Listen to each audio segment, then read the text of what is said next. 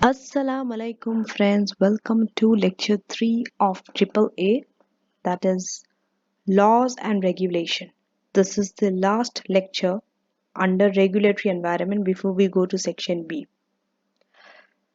The previous two lecture was the first lecture was again rules and regulations, okay, but that rule and regulation is basically for the profession, okay. This rules and regulations are more specific towards auditing.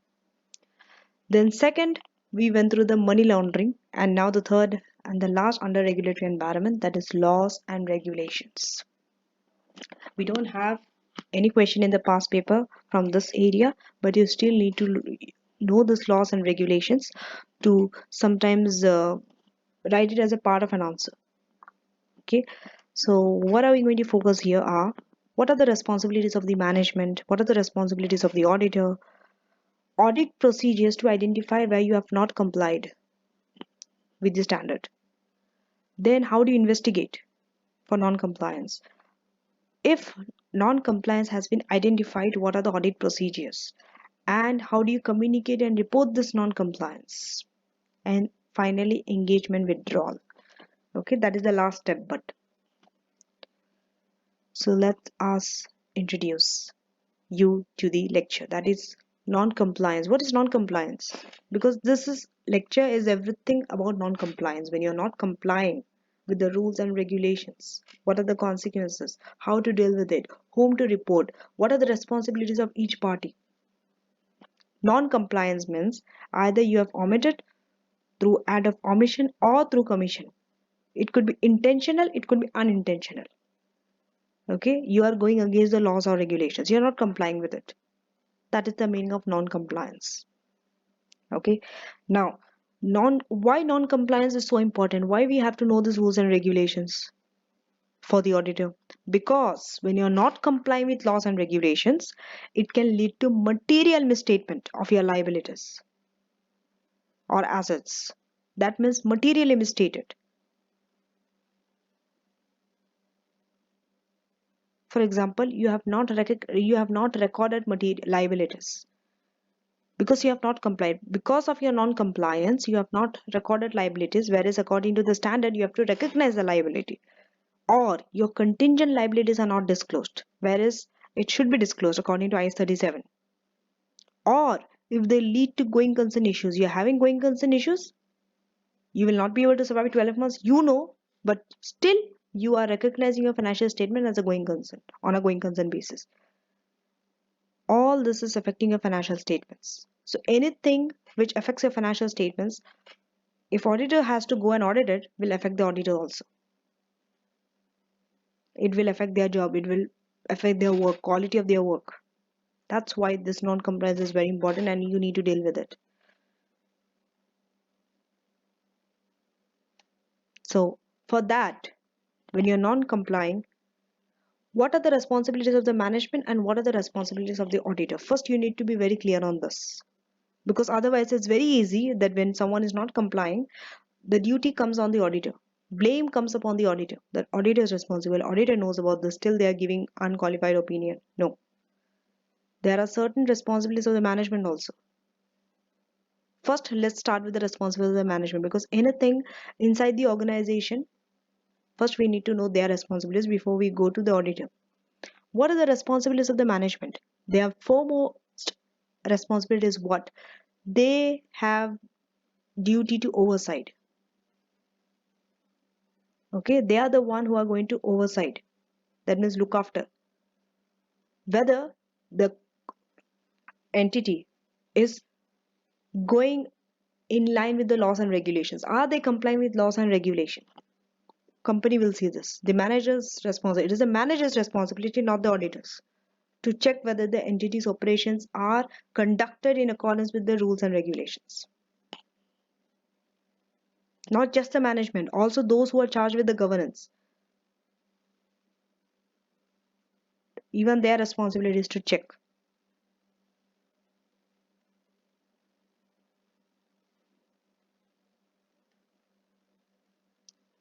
These are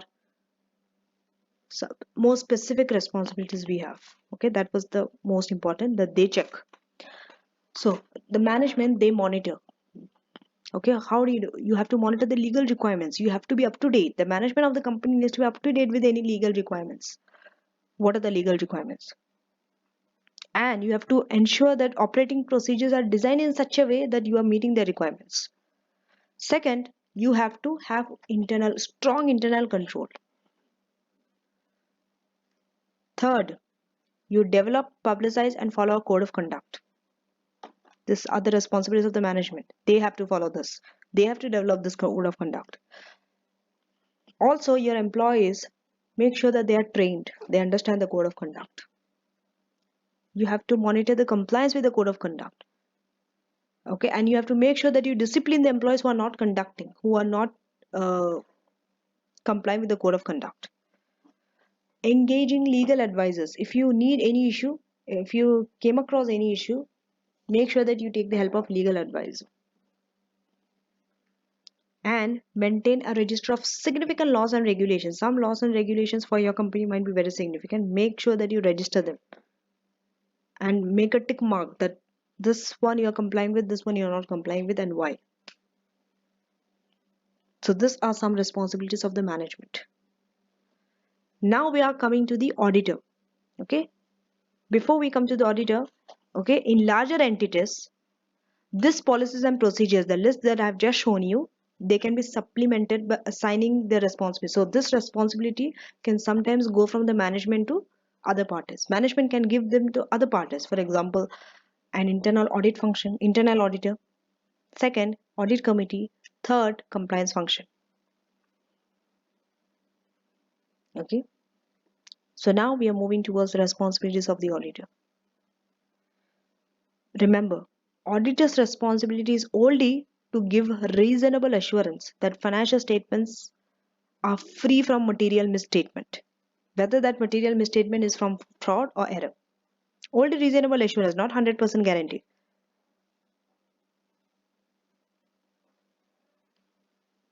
Therefore, when they are conducting an audit of financial statements, okay, the first thing that auditor has to do is they have to identify whether this company is going with the laws and regulations or not, or they are not.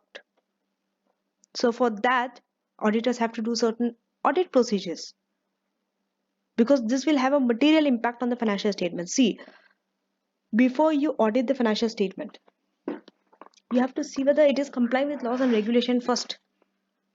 Once you are sure that it is complying with laws and regulations, then only you are going to see whether that amount is correct or not, whether this is following a particular standard or not, this is recognized in a particular standard or not.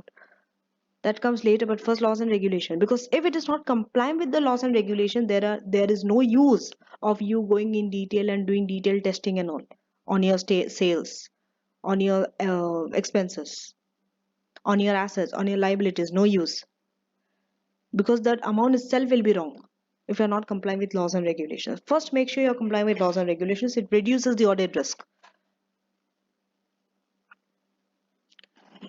For that, auditor has to obtain sufficient and appropriate evidence that you are complying with. Regarding compliance with what? Laws and regulation. Some laws and regulations will have a direct effect. For example, company law, tax law, applicable financial reporting framework like particular IFRS standard and all. Other laws and regulations, these are other laws and regulations, okay, that have a material impact. It will have a material impact on the financial statements. For example, environmental legislation. Are you complying with it? For that, auditor needs sufficient and appropriate evidence. Then we are moving on to the audit procedures. What are the audit procedures to identify non-compliance? This you need to have a good understanding of this, okay? Anything audit procedure, remember in AAA, anything audit procedure, pay more careful attention to those areas because they can be asked. First, you obtain a general understanding. Before you identify non-compliance, you have to know the laws and regulations yourself. What are the laws and regulations of a particular industry? For example, you're working in a banking industry, you are going to audit. Banking industry are highly regulated and they have more laws and regulations. Insurance companies, pension companies, they're highly regulated. You have to know more rules and regulations. Some, they're a little flexible, they have less rules and regulations. So, obtain an understanding of these rules and regulation. Second, you inquire with the management or also those charged with governance, whether they are complying with those rules and regulations or not. Ask them. Third, inspect.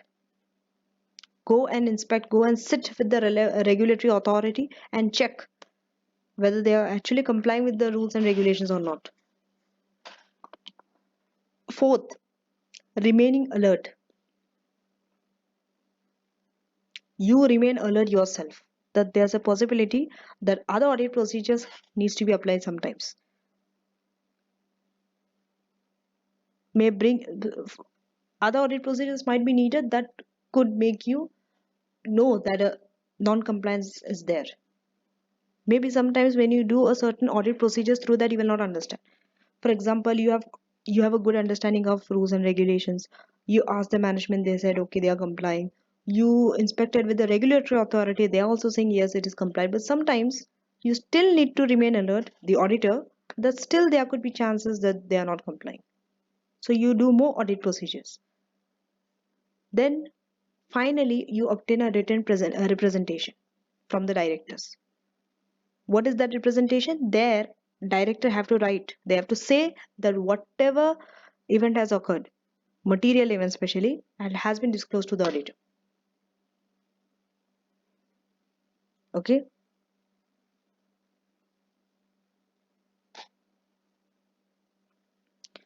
Now, how to obtain that general understanding? We said, okay, understand general understanding of rules, but how do you obtain that understanding? You use the auditor's existing understanding. Sometimes auditors' existing understanding of that particular industry will help. Okay. Second, update. Auditors always need to update their understanding of rules and see laws and regulations keeps changing. Auditors' understanding also have to be updated. Third, ask management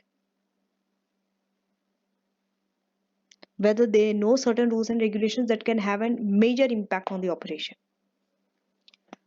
Again, ask the management,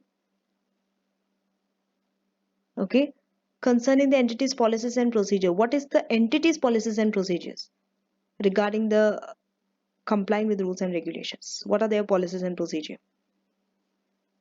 And again, ask the management regarding policies or procedures only, okay, what are the company's policies? How do they know? How do they identify? How do they evaluate and account for litigation claims? If any litigation claims happen, okay, how the company identifies, how the company is going to account for it. Ask the management. So through this, you can obtain an understanding of rules and regulations better, whether they are complying or they are not complying. Now comes the investigation. Okay, so this happens after you went through the stages of identifying non-compliance. Identification is over, now you investigate. When the auditor becomes aware of information, that means there are some instances there that there could be non-compliance, auditor becomes aware of this. Then what should they do? They should do two things. Number one, understand the nature of the act and circumstances in which it has occurred. Understand in which circumstances there was a non-compliance. Why non-compliance has occurred? Under which circumstance? And what is the act, nature of that? Second, obtain further information. You need more information. Just saying it has not complied in the first instance is not appropriate.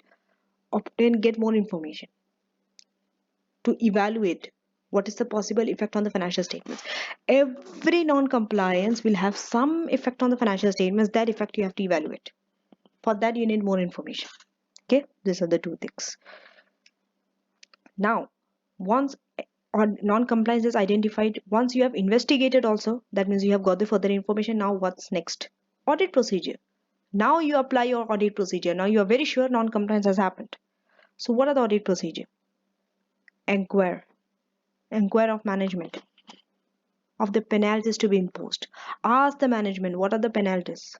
Because see, if you are non-complying, there'll be penalty. So ask the management what are those penalties. That is number one audit procedure. Second, inspect. See, audit procedures will always have this words. Just see your first word of each sentence. Inquire, inspect. Okay, this is the meaning of this is if these words are there, that means these are audit procedures. Okay. So inquire correspondence with the regulatory authority to identify the consequences. Go to the regulatory authority and identify what are the consequences if non-compliance has happened. Third, board meetings. Okay, the minutes from the board meetings, check, inspect, because their management might have discussed that if non-compliance has happened, what are the actions, what management will do. So inquire, inspect, inspect. Again inquire, the fourth one. Go to the company's legal document and inquire that if non-compliance has happened, what is the impact. So these are the 4 audit procedures. Okay, audit procedures, make sure you know that. Okay, other things you might have forgotten, how non-compliance is identified, what are the investigations, okay. But audit procedures you should never forget. In anything, in any lecture, whenever I have discussed audit procedure, make a note of it. The last, just identifying, just investigating, just having the audit procedures, okay, ask the management or what are the penalties is not enough. You need to communicate this further down and report also. Okay, so the auditor, who is going to communicate this, by the way, and to whom? Auditor. Auditor is the one who is going to communicate this with the management. But sometimes it is prohibited by law. Law says you cannot. One example is money laundering. Just in the previous lecture we have seen. That is known as tipping off. If money laundering case is there, you cannot go and sometimes communicate with the management. Unless it is so, but otherwise you have to. Second, auditor believes non-compliance is intentional and material. If the auditor believes that this non-compliance has been done intentionally and it's very material, what should be done? Matter should not be disclosed with the management. It should be communicated with those charged with governance. Who are those charged with governance? Like auditors, audit committee. This is the meaning of charged with governance. Your non-executive director should be complied to them. Third, where you can communicate is if the auditor suspects management or even those charged with governance that they are the one who are involved in this non-compliance, then the matter should be communicated to whom? To the supervisory board or audit committee. Then you no longer can go and communicate with the management because they are only involved in that non-compliance. It's like you are telling the thief that I know, that a thief has happened. Fourth, if non-compliance has a material effect on the financial statement. The last, qualified or adverse opinion should be issued. Qualified or adverse opinion. It could be either of these two. So these are the 4 things. These 4 things you should know. Under what circumstance you need to report to whom? If it is just non-compliance, report to management. If it is material and intentional, those charged with governance. If you suspect the management also involved, communicate to the audit committee. If non-compliance has material effect, issue qualified or adverse opinion. You don't need to communicate this to anyone. If effect is material on the financial statements, no need to communicate to the management or the audit committee or those charged with governance. Just simply issue the opinion, qualified or adverse opinion.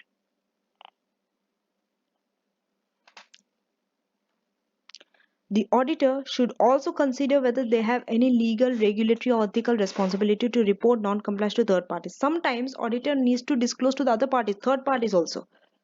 But they have to check whether they have any legal, like whether the law says them, that means legal responsibility, whether the regulatory board says that they have, that is the regulatory responsibility, or whether they have ethical responsibility, that means the moral says that they need to, that means due to the public interest whether they have to report to the third parties or not. If they do not have a legal, they do not have a regulatory, they do not have a legal ethical responsibility, do not disclose to the third party.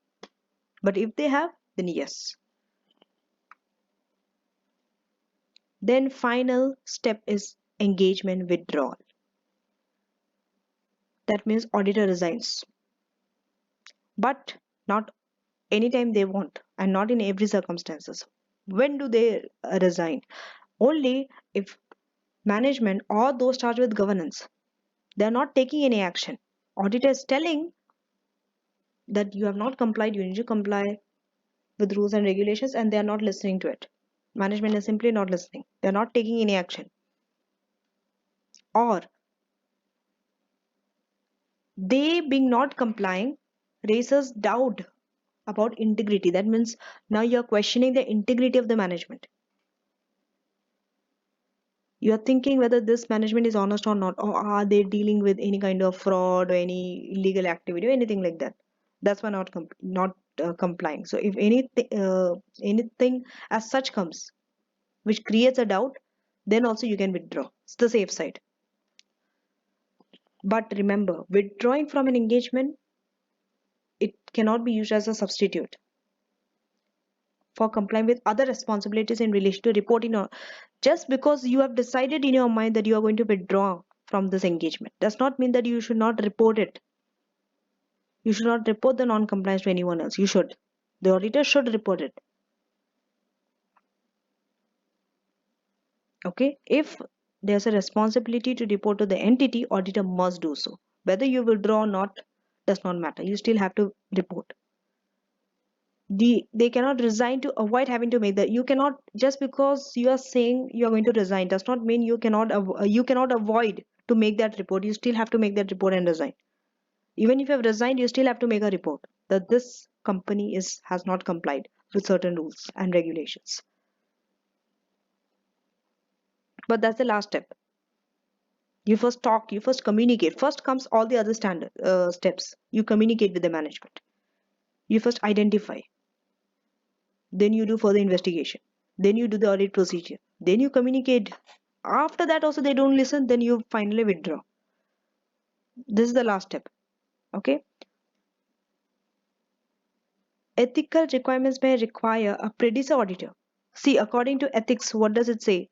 That if any new auditor comes, if you are going to resign, obviously some new auditor will come.